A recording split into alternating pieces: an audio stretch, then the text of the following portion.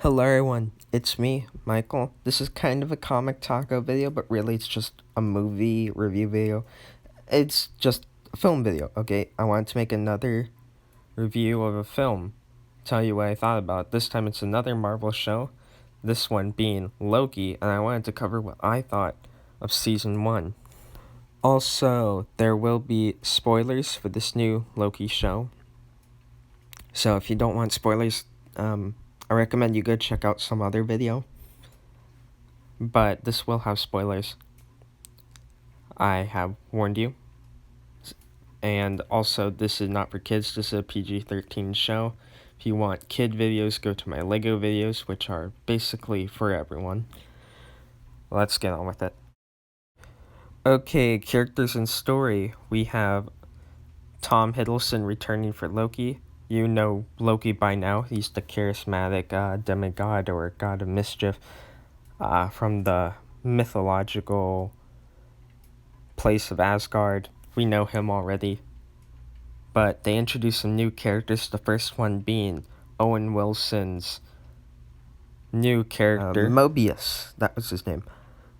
So Mobius is here. He's really cool. Loki and Mobius play off each other really well. I thought that was something that the MCU... you see, I'm now saying MCU automatically. But anyway, whenever they weren't together, I wanted to see them together because they were just awesome. Mobius brought so much to the table. He was really, charming and down to earth and serious at the same time. And next is Sylvie, or Lady Loki, and I saw Lady Loki coming a mile away. Unfortunately, I just knew that this is probably the number one Loki variant they're going to introduce, and I was fine with that. Sylvie worked out to be a great character. Although in the season finale, they kind of built this relationship between them, and Loki had really no redemption. They tried to build up that he was going to be redeemed, but seriously, a week before this happened, he was yelling at Natasha Romanoff like a crazy madman. And, but the relationship between Sylvie and Loki, it works out. I think, and I'm not the only one to say this, I've heard some other people voice their opinion on this too, but they thought that this Loki thing could have been a movie, and I totally agree with that, because there was 2 or 3 episodes that they just could have cut out entirely, and we would have barely noticed a thing. Also, there was so many of these Loki variants, which was part of the story. Again, back to the story. Loki is going across different places with Sylvie to stop this TVA corrupt organization and free the timeline. But they also meet a bunch of these other variants. The only 2 that we needed was Old Man Loki. He played a big part of the story. And Alligator Loki. If you're wondering why we needed Alligator Loki, it's because, well, I don't know, I guess I like alligators. But I just thought, for an alligator, the Loki alligator was really expressive. But there was so many references and stuff, and while they were good references, they were just there to get the people talking on social media and stuff like that. They add all these Loki variants to thumbnails and posters and other online stuff, just to get you to go wow, this is gonna happen, when really they played no big part in the story at all. It was just a bait and switch. We didn't need Kid Loki or Loki running for president or any of those guys. But let me get to the end, because that's where things get really important. Okay, so unfortunately, I guess another thing about this show, and it's the villain, and everybody pretty much knew this villain was coming. Anybody knew who this character was, and it was Kang. And I have never liked Kang.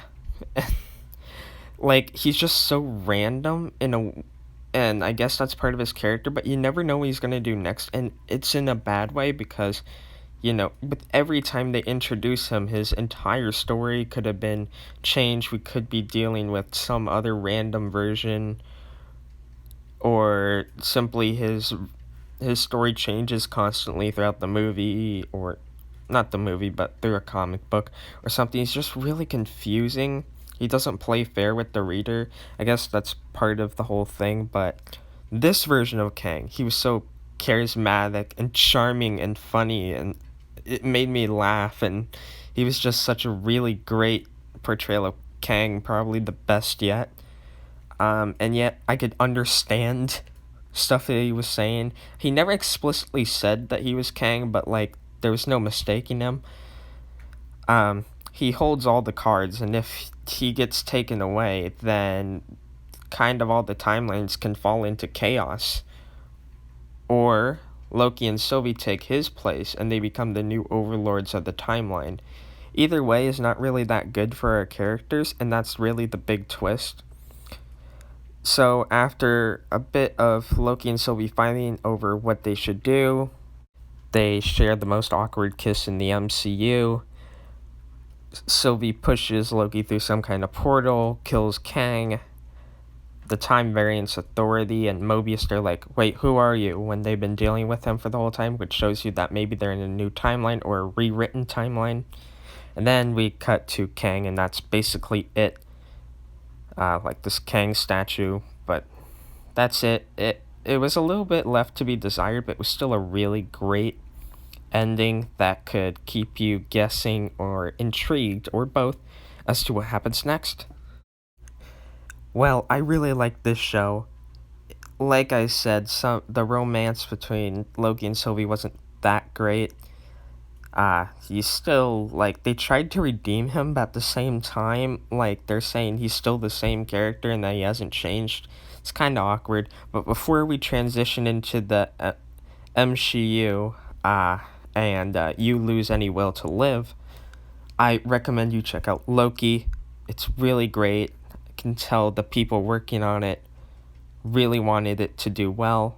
It's not just another Disney cash grab. Well, maybe it is, because of all those Loki variants just being a bait and switch, but it felt less like a cash grab than a lot of other stuff, and it broke the formula a bit. I really like the show. Again, I give it a 8 out of 10. And before you lose your heads with the future of the MCU, I can safely say you should really go check out Loki. What do you guys think? Did you not like this show? Did you absolutely praise this show? I want to know. With that being said, I'll see you guys later. Bye.